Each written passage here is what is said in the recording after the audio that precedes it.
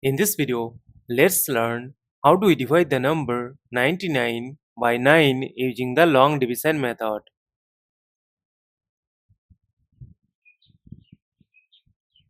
Consider the first digit 9.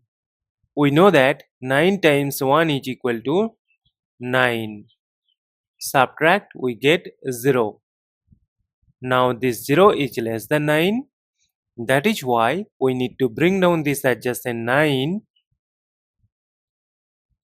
here. Look that this is the number 9. So we will remove this 0. And we know that 9 times 1 is equal to 9. Subtract, we get 0. As we get the number 0 and we have no number to bring down here, so we will stop. Therefore, 99 divided by 9 is equal to this number 11.